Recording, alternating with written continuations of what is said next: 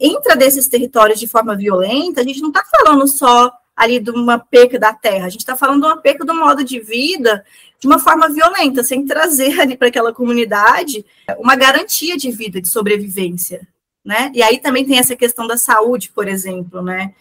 Porque a gente entra com veneno, entra com desmatamento. É importante destacar que não são só os territórios indígenas, né? A gente tem também aí as comunidades quilombolas, na Bahia a gente tem, por exemplo, comunidades tradicionais, como fundo e feixe de pasto, tem os geraizeiros, né? A gente tem diversas outras comunidades tradicionais nas diferentes regiões do país, que ela tem essa ligação com o território que ela é diferente, e que às vezes para a gente, né, aqui na cidade, nesse mundo do aluguel, a gente não consegue entender. Olá, as boas-vindas a você. Este é o podcast Radar Direitos Humanos, um podcast do Departamento de Advocacy da Diocese Anglicana de Brasília, Igreja Episcopal Anglicana do Brasil. Olá pessoal, me chamo Rodrigues Piuca, sou clérigo da Diocese Anglicana de Brasília e falo em nome do Departamento de Advocacy da nossa Diocese. Dou as boas-vindas a todas e a todos vocês para o nosso episódio do podcast Radar Direitos Humanos, onde teremos a oportunidade de aprender um pouco mais e de conversar a respeito das relações entre a nossa Igreja Episcopal Anglicana do Brasil e os direitos humanos.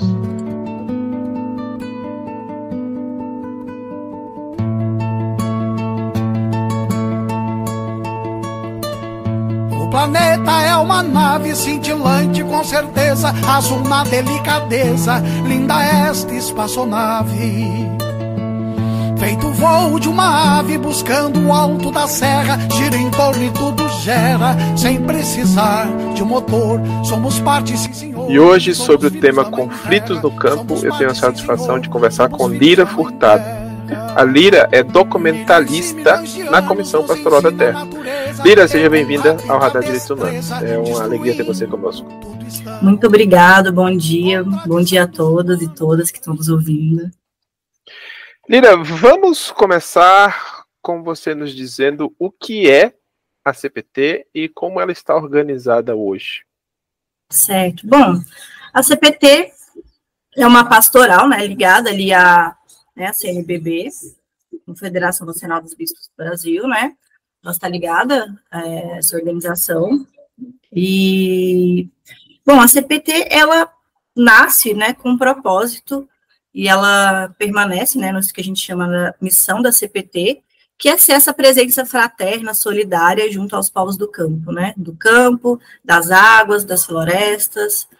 E a CPT hoje, né, acho que ela está organizada através... a gente tem a estrutura, né, da Secretaria Nacional, a gente tem uma Secretaria Nacional, mas ela se organiza basicamente por regionais. Então, a CPT, ela está presente nas diferentes regiões do Brasil. Ela está no Norte, Sul, Nordeste, Centro-Oeste. Então, a gente tem, por exemplo, regional da CPT no Acre, regional da CPT no Amazonas, regional da CPT no Rio Grande do Sul, em Minas, Alagoas, Pernambuco. Nos diferentes estados a gente tem a presença da CPT, né, sendo presença também nessas comunidades, né, nas comunidades campesinas, nas comunidades, né, sem terra, assentamentos, acampamentos, comunidades indígenas, quilombolas, outras comunidades tradicionais também, né, que a gente tem em algumas regiões. Uma das atuações, ou uma das atividades que a CPT tem desenvolvido é, de fato, acompanhar os conflitos no campo. Né? Então, anualmente, nós sabemos que a CPT produz um relatório que traz todos esses dados acerca dos conflitos no campo no Brasil. E eu queria te perguntar agora, se tu consegues listar para nós, por região do país, região norte, região nordeste, se tu pudesse dizer quais são os principais motivos de conflito, né? E uma segunda pergunta, na região centro-oeste, por exemplo, né, qual é o foco principal do conflito atual? Certo. Bom, para falar disso, vou te dizer o seguinte, a CPT, ela registra dentro do que a gente chama de conflitos, né, a gente tem aí algumas diferenças. A gente registra aí, por exemplo, os conflitos da disputa pela terra, por exemplo. Nós sabemos que a gente tem comunidades tradicionais, como as comunidades indígenas, as comunidades quilombolas, né, e ela tem ali o direito tradicional, né, a posse tradicional daquela terra, né, reconhecido internacionalmente, né, pela, por exemplo, a Convenção 69 da OIT. Então, a gente já tem ali um reconhecimento legal, né, desse direito à posse da terra por essas comunidades tradicionais. Mas, né, dentro do que a gente chama de conflito, porventura, alguns atores, como, por exemplo, fazendeiros, grileiros, madeireiros, acabam invadindo essas terras para desmatamento, né, retirada de madeira ilegal. A gente vê, por exemplo, lá no norte, né, aí já trazendo um pouco desse horizonte da região, uma presença muito forte do garimpo ilegal na região norte, dentro dos territórios indígenas. Então, isso é uma das coisas que mais afetam ali a região norte do país, né, a presença do garimpo, do desmatamento ilegal, né, através também da presença de madeireiros. Isso tem muito ali na região, do que a gente chama hoje, a gente, né, tem algumas divisões aí reconhecidas como zonas de desenvolvimento. Uma mais conhecida, talvez, é o Matopiba, né, que pega ali uma região, né, Maranhão, Tocantins, Piauí, mas a gente tem também uma que um pouco mais recente, que é a Macro, né, que pega ali o sul do Amazonas, um pedaço do Acre e um pedaço ali também do norte de Rondônia. E ali a gente tem visto, né, dentro dos registros da CPT, um foco muito grande de conflitos. É um espaço muito pequeno geograficamente e um espaço muito conflituoso, ou seja, dentro desses territórios, e aí a gente também, né, além das comunidades tradicionais, a gente tem assentamentos, né, por exemplo, de comunidades sem terra, né, que já tem ali a posse da terra, né, de poceiros que vivem ali, né, há muitas e muitas décadas ali dentro daqueles territórios, seringueiros, que porventura têm sofrido com a invasão de terra, a invasão das suas terras, né, por grileiros ali para desmatamento ilegal, para a expansão da soja, da pecuária, de uma maneira complicada, porque você invade um território que não é seu, né, você está invadindo ali a terra de outro para fins pessoais, né, então ali se aquelas comunidades elas têm o sentimento do bem comum, né, de elas usam aquela terra para a vida, aquilo ali é a vida delas, né, tem ali uma presença de uma pessoa externa que está entrando ali a fim de especular naquele território, né, muitas vezes deixando aquelas comunidades passando fome, sujeitas à chuva de agrotóxico, que tem adoecido bastante essas comunidades. Isso também ele trazendo para o Centro-Oeste, que você me perguntou, é algo muito forte também, né, essa presença aí de uma contaminação alta de agrotóxico também, dentro dessas comunidades. E aí a gente está falando de pulverização em cima das pessoas também, das casas delas, né? Então, isso também é uma coisa que a CPT tem percebido muito, e aí também trazendo para a região Centro-Oeste, por exemplo, Mato Grosso do Sul é uma região que sofre bastante aí com a pulverização de agrotóxicos e a contaminação de agrotóxicos em assentamentos, mas também ali dentro de territórios indígenas. E aí a gente está falando de pulverização até mesmo em cima de escolas. Então, a gente tem, por exemplo, casos registrados ao longo desses anos, e não só no Centro-Oeste, mas também em outras regiões do país. Nesse último ano, por exemplo, a gente tem um caso no Pará, de uma pulverização ali em cima de uma escola, contaminando diretamente as crianças, adoecendo as crianças, professores, enfim, é uma situação, assim, realmente alarmante. Mas, além disso, além desses conflitos territoriais, uma coisa que a gente tem percebido bastante ali em 2023, e aí dentro dos dados registrados pela CPT, é um aumento do número de resgatados no trabalho escravo. Dentro desses conflitos, a CPT também registra os conflitos trabalhistas, que a gente chama, né? E ali a gente tem esse destaque para os casos de trabalho escravos. Dentro, né, do que a gente chama ali dessa esfera rural. A CPT, né, a campanha de Olhar Aberto para não virar escravo, ela acompanha também ali, também tem um registro urbano, mas o nosso foco, de certa forma, ali no centro de documentação, né, que é onde eu atuo, é dentro dos casos rurais, a priori. Então, eu posso te dizer que a gente teve um aumento do número de resgatados, né, números recordes aí nos últimos 10 anos de resgatados, e a região que mais se destaca é o Centro-Oeste, Sul e Centro-Oeste. Então, a gente vê que onde o agronegócio se diz tão moderno, né, tão industrializado, é onde a gente mais tem casos de trabalho escravo, né, e é onde? Cana-de-açúcar, né, então a gente está falando aí de modos, né, de produção, que a gente acha que não existe mais, não, mas aqui é tudo industrializado, né, tudo trator. Agricultura de precisão, né?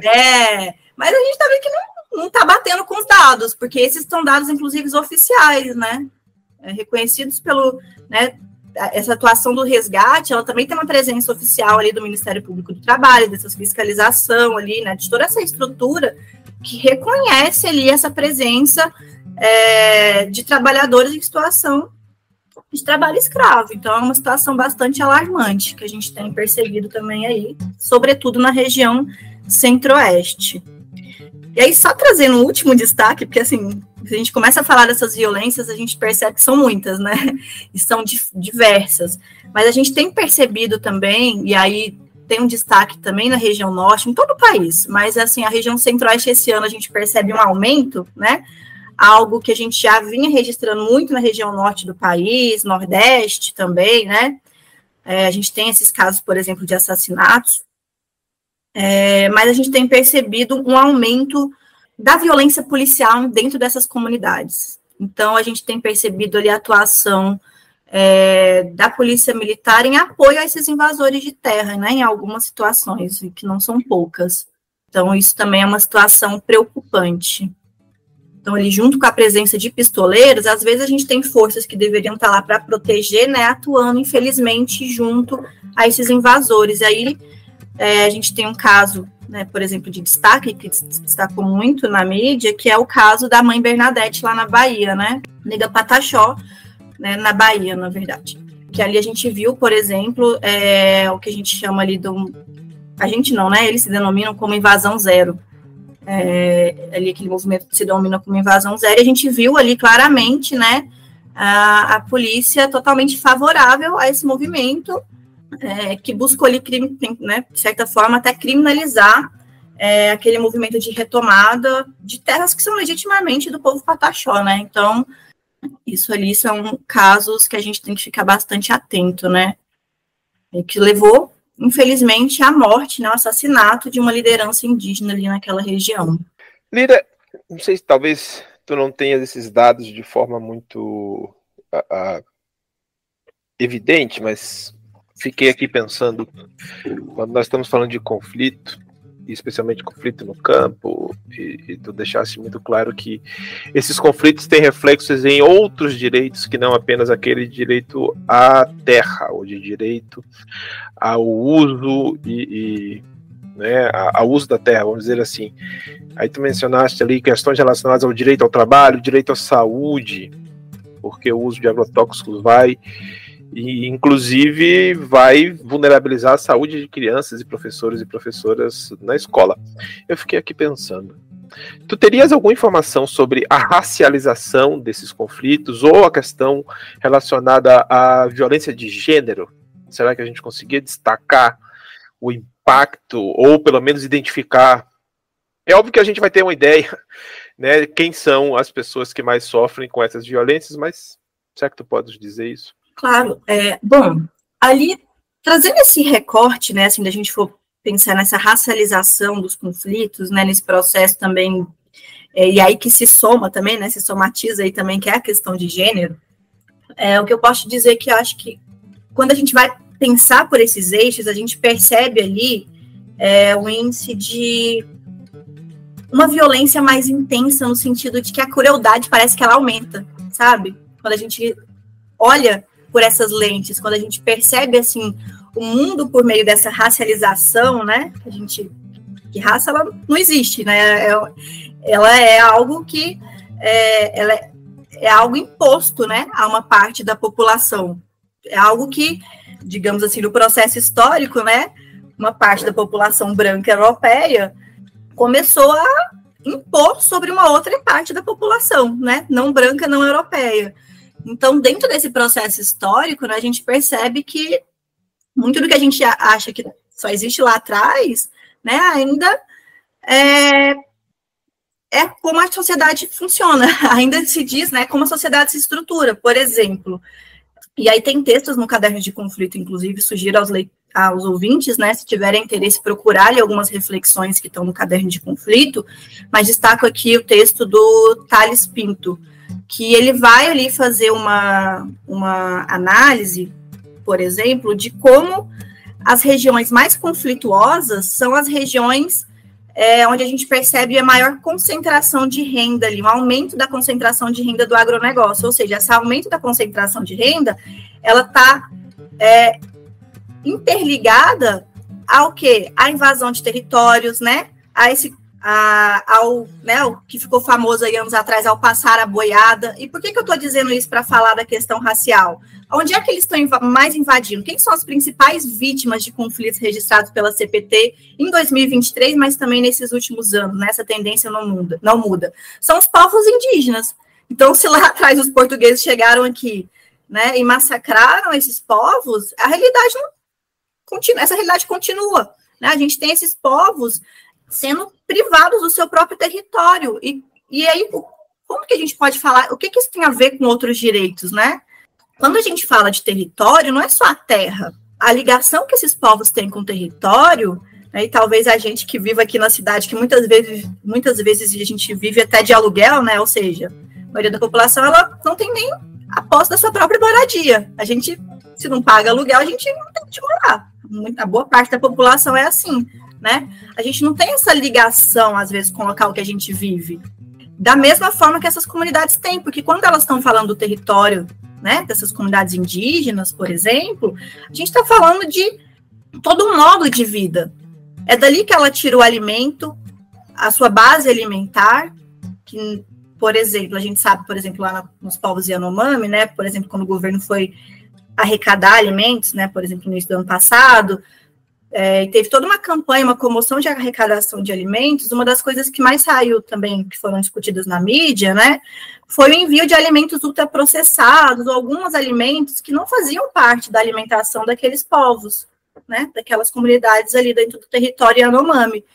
Ou seja, elas têm uma cultura específica, né, um modo de vida, e o modo de vida não é só modo de se vestir, não é só a fala, não é... É todo um modo de existir mesmo, né? Então, ali ela precisa daquela alimentação, é dali que ele vai tirar o alimento, é dali que ele entende o mundo também, é ali que os seus ancestrais viveram. Então, ele tem uma ligação com o território que ela é diferente. Quando você tira aquele povo daquele território, ele não sabe, não tem, sabe? É como se você destrói a vida daquela comunidade, daquela pessoa. Ela tem um modo de viver que é diferente. Por exemplo, e aí talvez para o nosso ouvinte entender um pouco melhor do que eu estou dizendo, nem toda comunidade indígena, por exemplo, ela vive da agricultura tal como a gente conhece, né? Ela não necessariamente ela planta. Algumas comunidades indígenas, elas migram de um local para o outro ali dentro daquele território, elas vão mudando ali dentro de localidade. E o próprio entendimento, por exemplo, de lixo que a gente tem, né? Quando a gente começa, por exemplo, a entrar ali com plástico, algumas formas de, né, lixo que a gente produz aqui, aquela comunidade ela não tem, às vezes, esse mesmo entendimento que a gente. Isso pode trazer muitos problemas ali, sanitários mesmo, para aquele território, porque ela não tem um descarte de lixo, esse descarte a gente faz lá longe, que a gente nem vê, né? Os aterros sanitários, que também aí tem outro problema. Essa comunidade não vê dessa mesma forma. Então, quando a gente entra desses territórios de forma violenta, a gente não está falando só ali de uma perca da terra, a gente está falando de uma perca do modo de vida de uma forma violenta, sem trazer ali para aquela comunidade uma garantia de vida, de sobrevivência, né? E aí também tem essa questão da saúde, por exemplo, né? Porque a gente entra com veneno, entra com desmatamento. E aí a gente tem visto, por exemplo, o aumento absurdo das mortes por malária, né, da contaminação, do adoecimento pela malária também. A gente teve, né, por exemplo, o impacto da Covid também dentro desses territórios não foram poucos. E aí também é importante destacar que não são só os territórios indígenas, né? A gente tem também aí as comunidades quilombolas. Na Bahia a gente tem, por exemplo, comunidades tradicionais, como Fundo e Feixe de Pasto, tem os geraizeiros, né? a gente tem diversas outras comunidades tradicionais nas diferentes regiões do país, que ela tem essa ligação com o território que ela é diferente, e que às vezes para a gente, né, aqui na cidade, nesse mundo do aluguel, a gente não consegue entender. É por isso que é importante destacar essa missão da CPT, né, e esse entendimento de que a gente, quando se coloca como uma presença fraternal e solidária, o primeiro passo é o escutar, é entender a realidade daquela comunidade, para aí a gente entender as necessidades e as possibilidades também desse apoio, né, desse entendimento. Isso tem que partir do entendimento de qual que é o modo de vida daquela comunidade. Lira, e para uma organização religiosa, uma comunidade de fé, que porventura não conheça o trabalho que a CPT vem fazendo, ou que de alguma forma não esteja engajada, é possível para uma organização dessas procurar a CPT de algum modo e receber orientação ou receber apoio para alguma ação de solidariedade e de escuta solidária, como tu disseste, em algum local de conflito? Como é que isso pode acontecer? Olha, a CPT, como eu disse, né, anteriormente, ela se organiza por regionais.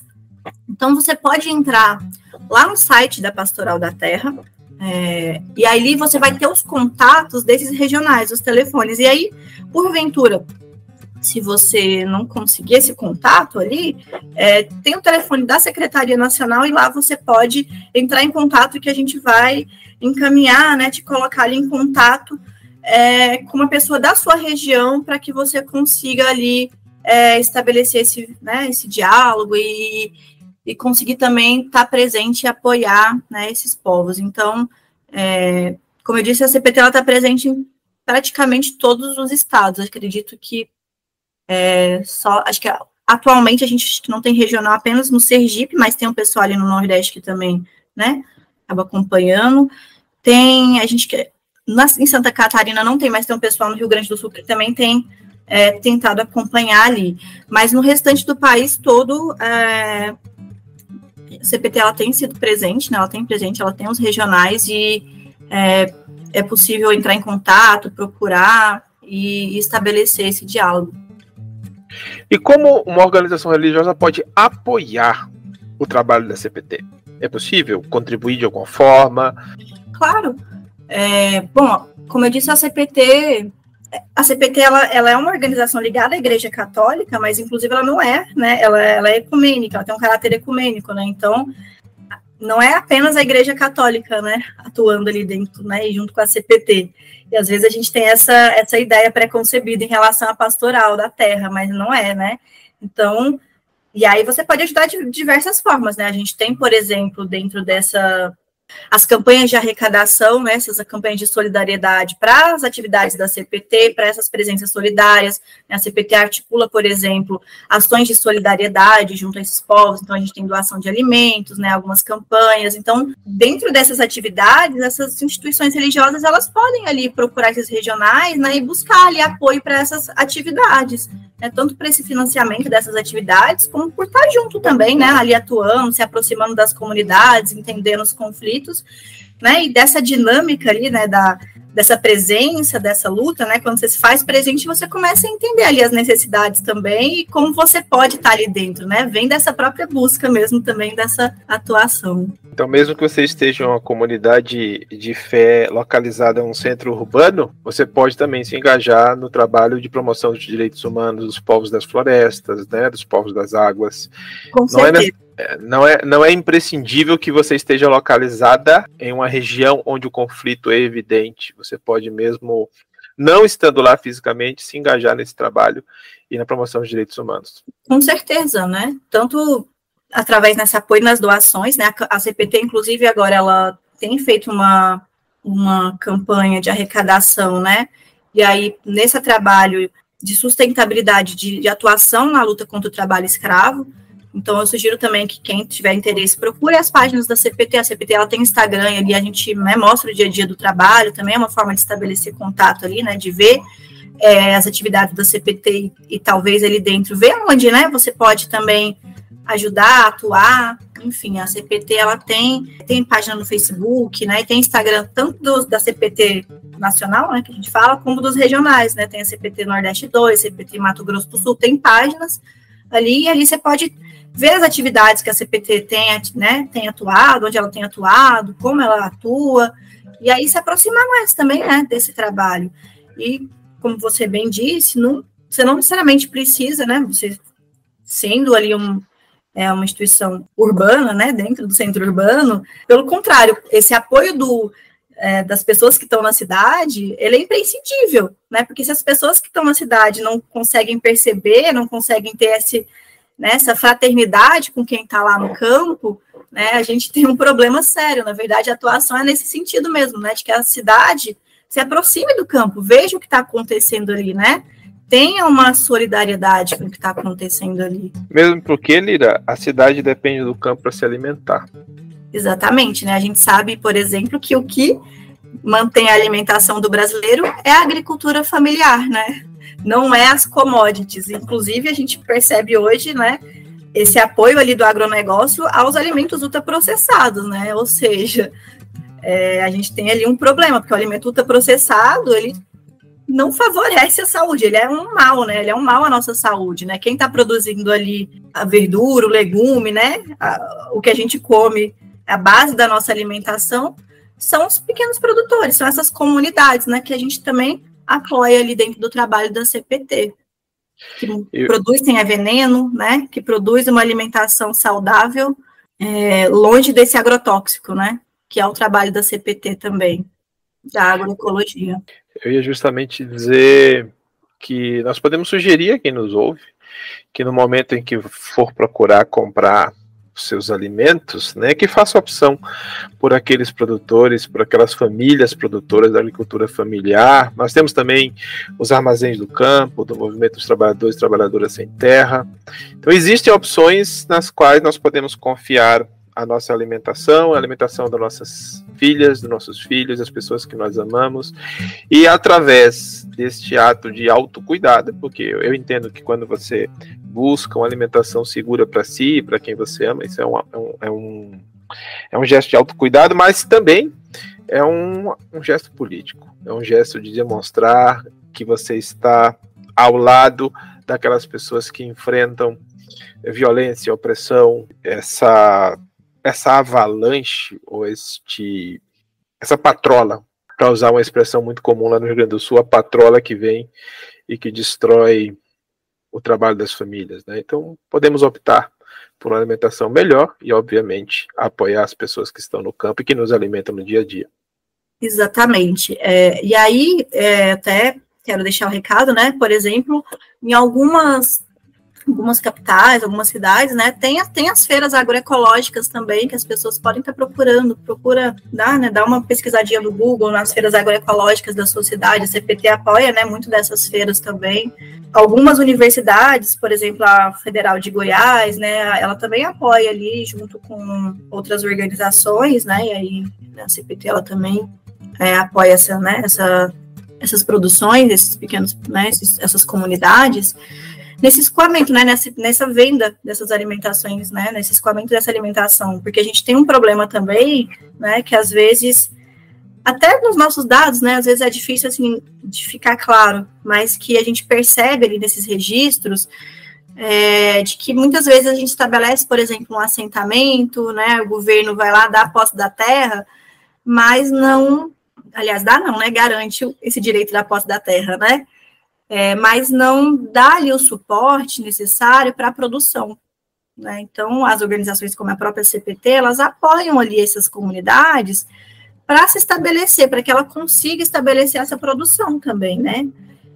E uma produção sem veneno, livre de agrotóxico, porque tem também um conhecimento tradicional, tem toda uma técnica de produção também, um conhecimento que é desenvolvido em cima disso, né? Então, você tem ali organizações parceiras como a CPT apoiando aí, né, esse trabalho. E é muito importante esse vínculo com a cidade, porque se essas comunidades produzem e não conseguem escoar, né, elas não conseguem sustentar essa produção também.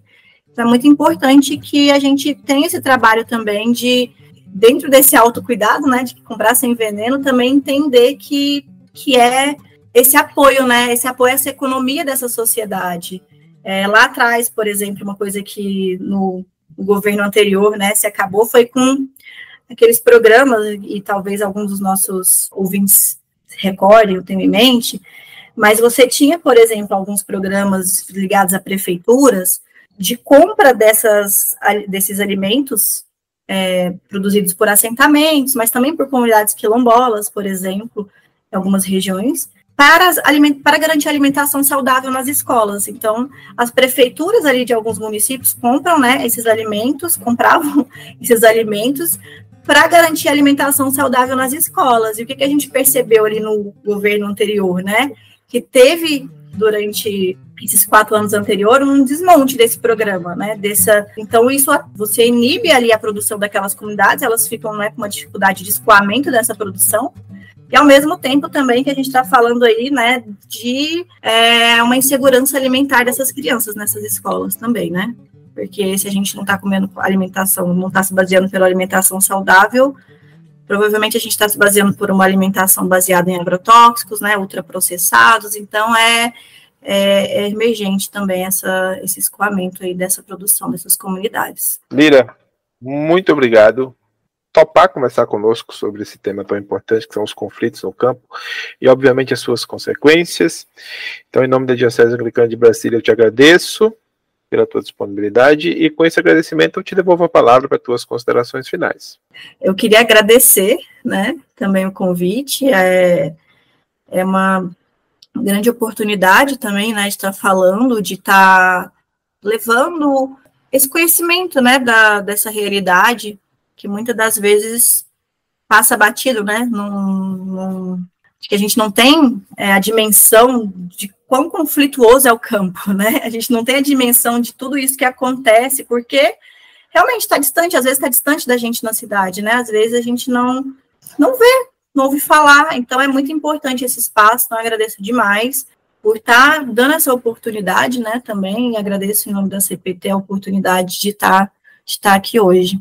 Nós que agradecemos. Aquelas pessoas que nos escutam, eu desejo, mais uma vez, que possam permanecer bem, saudáveis, até o nosso próximo encontro. E hoje eu conversei com Lira Furtado, que é documentalista da Comissão Pastoral da Terra, sobre o tema conflitos no campo.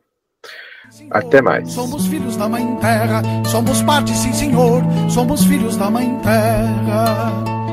Milhões e milhões de anos nos ensina a natureza, e com rápida destreza, destruindo tudo estamos. Contradição. E é isso por hoje, pessoal. Fiquemos na paz e até a semana que vem. Este foi o podcast Radar Direitos Humanos, da Diocese Anglicana de Brasília, Igreja Episcopal Anglicana do Brasil. Produção e apresentação, Reverendo Rodrigo Espiúca. Edição do Reverendo Isaías Torquato e direção-geral do Bispo Maurício Andrade. Se você quiser entrar em contato conosco, você pode nos encontrar pelas mídias sociais, no Spotify, no Google Podcast e no agregador de podcast de sua preferência, e pela hashtag Radar Direitos Humanos. Até o nosso próximo encontro.